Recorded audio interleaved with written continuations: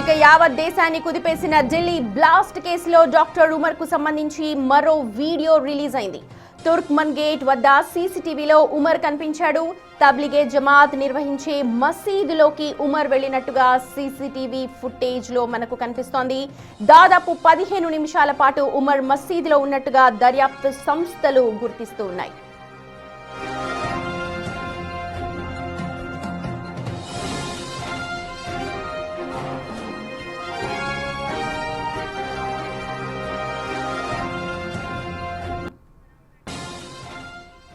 Delhi blast కేసులో దర్యాప్తు సంస్థలు విచారణను స్పీడప్ చేస్తూ ఉన్నాయి. విచారణలో చాలా కీలక విషయాలన్నీ కూడా వెలుగులోకి వస్తూ ఉన్నాయి.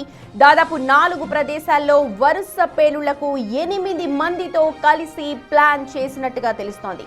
ఇక ఇద్దరిద్దరు చొప్పున 4 నగరాలకు వెళ్లాలని కూడా స్కెచ్ వేసినట్టుగా గుర్తిస్తూ ఉన్నారు. తమతో పాటు పెద్ద మొత్తంలో ఐఈడీలను తీసుకువెళ్లాలని నిర్ణయించినట్టుగా దర్యాప్తు సంస్థల విచారణలో తెలుస్తోంది.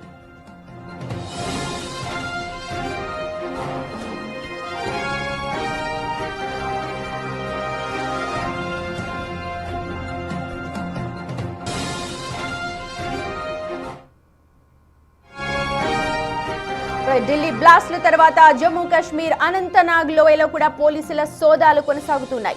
మొత్తం 13 ప్రాంతాల్లో కాశ్మీర్ కౌంటర్ ఇంటెలిజెన్స్ దాడులు చేసింది. 2 వైద్యులతో సహా అనేక మందిని అదుపులోకి తీసుకున్నట్లుగా సమాచారం అందుతోంది. ఢిల్లీ పేలుడుతో అప్రమత్తమైన అనంతనాగ్ లోయలో సోదాలైతే కొనసాగుతూ ఉన్నాయి.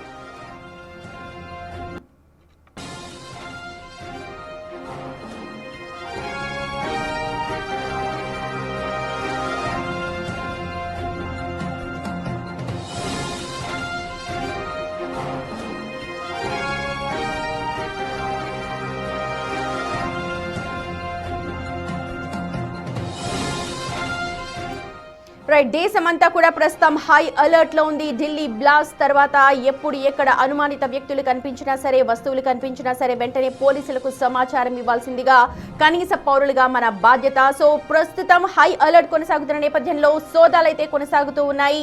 అటు అనంతనాగ్ లో కావచ్చు, అటు జమ్మూ కాశ్మీర్ లో కూడా కొత్తగా సోదాలు కొనసాగుతూ ఉన్నాయి. ప్రస్తుతం మా ప్రతినిధి శివ జాయిన్ అవుతున్నారు మనతో. శివ, ప్రస్తుతం లేటెస్ట్ అప్డేట్స్ ఏంటి ఢిల్లీ బ్లాస్ట్ కి సంబంధించి? రైట్ సుమతి, ఢిల్లీలో కారు పేలుడు ఘటన తర్వాత దర్యాప్తును కేంద్ర ప్రభుత్వం నేషనల్ ఇన్వెస్టిగేషన్ ఏజెన్సీ ఎన్ఐఏకు అప్పగించింది. ఎన్ఐఏ దర్యాప్తును వేగవంతం చేసింది. దానిలో భాగంగా దేశవ్యాప్తంగా సోదాలు కొనసాగుతున్నాయి. ఒక ఢిల్లీలోనే కాకుండా దీంతో లింక్ అయిపోయి ఉన్న జమ్మూ కాశ్మీర్ కానీ, ఫరీదాబాద్లో ఈ హర్యానా, ఇతర రాష్ట్రాల్లో కూడా యాంటీ టెర్రరిస్ట్ స్క్వాడ్ పలు బృందాలుగా విడిపోయి సోదాలు నిర్వహిస్తున్నారు. వారికి తోడు జమ్మూ కాశ్మీర్ పోలీసులు, ఇటు ఎన్ఐఏ బృందాలు కూడా వివిధ ప్రాంతాల్లో సోదాలు నిర్వహిస్తూ ఉన్నారు. వీరితో లింకులు ఉన్న వారికి కానీ ఈ పేలుడు పదార్థాలు ఎక్కడెక్కడ వీటిని భద్రపరిచారు, ఎక్కడెక్కడ ఏ ప్రాంతాల్లో ఈ పేలుడుకు ప్లాన్ చేశారనే దానికి సంబంధించి ప్రధానంగా మొత్తం 8 ప్రాంతాల్లో మొత్తం ఈ పేలుడుకు సంబంధించి ప్లాన్ చేసినట్టుగా తెలుస్తోంది. ఇద్దరిద్దరుగా వివిధ ప్రాంతాలకు వెళ్ళి ఆ ఐఈడీని కూడా పెద్ద మొత్తంలో తీసుకుని వెళ్ళి ప్లాన్ చేయాలని కూడా భావించారు. కానీ ముందుగానే మామూలుగా ఎగ్జాక్ట్గా వారు భావించింది ముందు డిసెంబర్ 6వ తేదీన, అంటే 1962 డిసెంబర్ 6న బాబ్రీ మసీదును కూల్చేశారు అయోధ్యలో. ఆ ప్రాంతంలో రామ మందిరం నిర్మిస్తూ ఉన్నారు.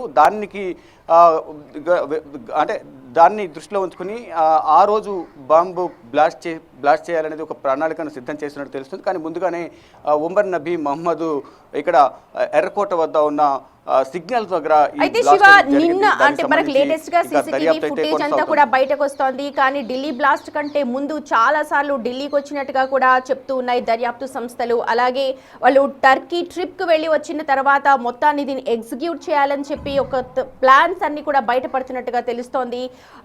మొత్తం ఈ వైట్ కాలర్ టెర్రరిజం కి సంబంధించి ఎటువంటి చర్యలు తీసుకునే అవకాశం కనిపిస్తోంది?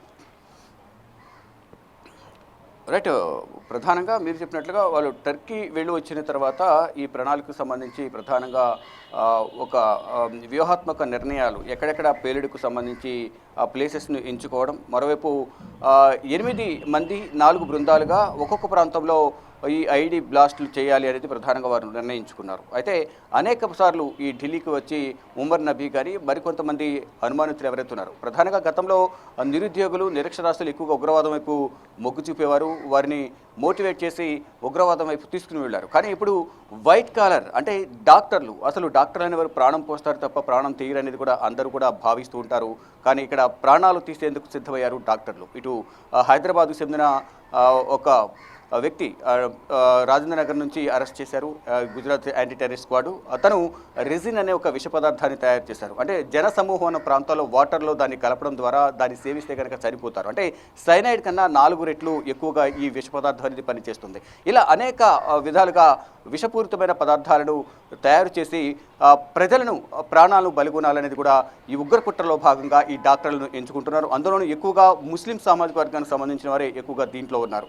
ఈ నేపథ్యంలో అంటే వైద్య వృత్తి చేసిన వారు ఇటు జమ్మూ కాశ్మీర్ నుంచి ఇమాం ఇర్ఫాన్ అతను ఆధ్వర్యంలో ఈ మెడికల్ స్టూడెంట్స్తో మసీదులో సమావేశమై వారిని మోటివేట్ చేసి ఈ జైషే మహమ్మద్ సంబంధించిన వీడియోస్ కానీ ఇస్లామిక్ సంబంధించిన వీడియోస్, బుక్స్, పుస్తకాలు, డాక్యుమెంట్స్ అని కూడా వారికి చూపించడం, వారిని మోటివేట్ చేసి ప్రేరేపించడం, అక్కడి నుంచి ఈ ఫరీదాబాద్లో ఉన్న అల్ ఫల్హా ఏ మెడికల్ కాలేజ్ ఏదో అక్కడి నుంచి ఇక్కడికి పంపించడం. దాదాపు 40% మంది మెడికల్ స్టూడెంట్స్ అందరూ కూడా జమ్మూ కాశ్మీర్కి సంబంధించిన వారు ఇక్కడ ఉన్నారు అనేది తెలుస్తుంది.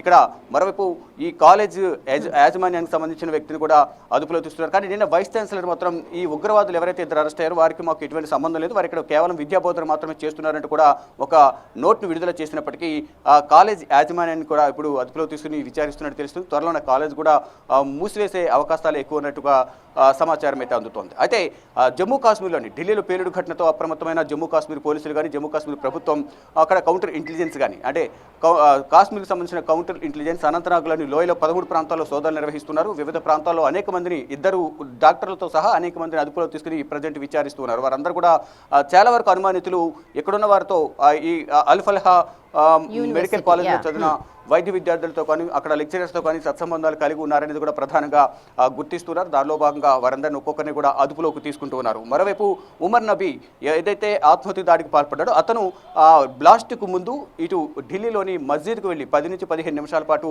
అక్కడ నమాజ్ చేశారు. నమాజ్ చేసిన తర్వాత అక్కడ కనాట్ ప్లేస్లను ఇటు ఈ రెడ్ ఫోర్ట్ పరిసర ప్రాంతాల్లో కూడా తిరిగిన సీసీ ఫుటేజ్ను కూడా పోలీసులు విడుదల చేశారు. అతని ఫోటోను కూడా విడుదల చేశారు. ఇక అతను ఏదైతే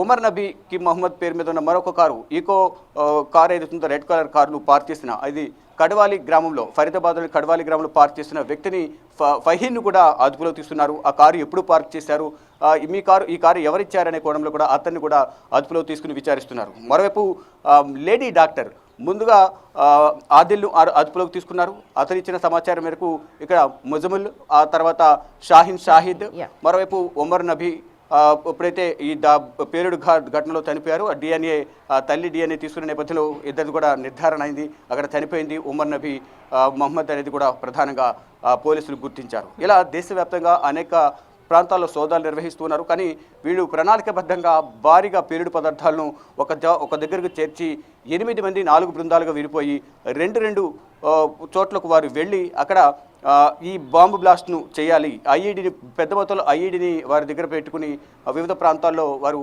బ్లాస్ట్కు ప్లాన్ చేశారు. ఫస్ట్ టార్గెట్ అనేది డిసెంబర్ 6 అని చెప్తూ ఉన్నారు. కానీ అది దానికి సంబంధించి ఇంకా కీలక ఆధారాలు సేకరిస్తూ ఉన్నారు. ఎన్ఐఏ కానీ నేషనల్ ఇన్వెస్టిగేషన్ ఏజెన్సీ అట్లాగే ఇంటెలిజెన్స్ బ్యూరో వీరందరూ సంయుక్తంగా ఈ సోదాలు అయితే కొనసాగిస్తున్నారు. ఎవరికి వారి జమ్మూ కాశ్మీర్ పోలీసులు కూడా వీరితో కోఆర్డినేట్ చేసుకుంటూ ఎన్ఐఏతోనూ యాంటీ టెర్రరిస్ట్ స్క్వాడ్తో కోఆర్డినేట్ చేసుకుంటూ అక్కడ ఉన్న సమాచారం జమ్మూ కాశ్మీర్ ప్రజెంట్ సిచ్యువేషన్ ఏంటి, ఎక్కడెక్కడ సోదాలు నిర్వహిస్తున్నారు, ఎవరిని అదుపులో తీస్తున్నారు, వారు ఇచ్చిన సమాచారం ఏంటనేది కూడా ఇద్దరు కూడా షేర్ చేసుకుంటున్నారు. దాని ఆధారంగా ఇక్కడ వివిధ రాష్ట్రాల్లో సోదాలు నిర్వహిస్తున్నారు. అంటే తెలుగు రాష్ట్రాల్లో కూడా యాంటీ టెర్రరిస్ట్ సోదాలు నిర్వహిస్తుంది అంతర్గతంగా. అయినా కూడా బయటకు వచ్చిన తర్వాత అరెస్టుల సమయంలో మాత్రమే ఎవరిని అరెస్ట్ చేశారు, ఎక్కడెక్కడ సోదాలు నిర్వహించారని కూడా అధికారికంగా ప్రకటిస్తూ ఉన్నారు. ఇక ఎన్ఐఏ మాత్రం ఈ దర్యాప్తును వేగవంతం చేసింది. ఒక టీంను 10 మంది సభ్యులతో సదానంద దాతే ఆధ్వర్యంలో ఎన్ఐఏ డైరెక్టర్ ఆధ్వర్యంలో ఒక కమిటీని కూడా బృందాన్ని ఏర్పాటు చేశారు. ఆ కమిటీలో డీజీపీ స్థాయి, ఎస్పీ స్థాయి అధికారులు, మరోవైపు సహాయ సిబ్బంది కూడా మొత్తం 10 మంది ఉండి ఈ దర్యాప్తును కొనసాగిస్తున్నారు. వారికి సహకారంగా ఇతర దర్యాప్తు బృందాలను కూడా సహకరిస్తున్నాయి. మరోవైపు ఈ పేలుడు ఘటన జరిగిన సమీపంలోనే లజపతిరాయ్ మార్కెట్ అంటే చాందీ చౌక్ పక్కన లజపతిరాయ్ మార్కెట్ ఉంటుంది. ఆ శరీర భాగాలు పడి ఉన్న మరొక బాడీ పార్ట్ను కూడా స్వాధీనం చేసుకుని ఫోరెన్సిక్ ల్యాబ్కు పంపించారు. అక్కడ టెస్ట్ నిర్వహిస్తున్నారు.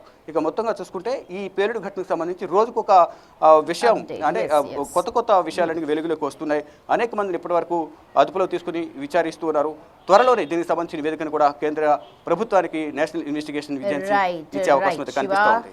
Right, thank you so much. Updates కోసం మళ్ళీ మిమ్మల్ని కాంటాక్ట్ చేస్తాం. మొత్తానికి ఎన్ఐఏ అయితే ఈ కేసుని స్పీడప్ చేసింది. రోజుకొక కొత్త విషయం వెలుగులోకి వస్తోంది. కానీ ప్రతి ఒక్కరు కూడా అప్రమత్తంగా ఉండాల్సిన అవసరం కనిపిస్తోంది. ఏదైనా అనుమానాస్పద వస్తువు మీ సమీపంలో కనిపించినా, అనుమానాస్పద వ్యక్తులు కనిపించినా సరే వెంటనే 100కి డయల్ చేసి ఒక బాధ్యతాయుత పౌరుడిగా సమాచారాన్ని ఇవ్వండి. ఇలాంటి బ్లాస్ట్లు మరిన్ని జరిగే అవకాశాలు లేకపోలేదు. కాబట్టి ఎన్ఐఏ సంస్థ అయితే దర్యాప్తును ముమ్మరం చేస్తోంది. ఇక మిగిలిన అప్డేట్స్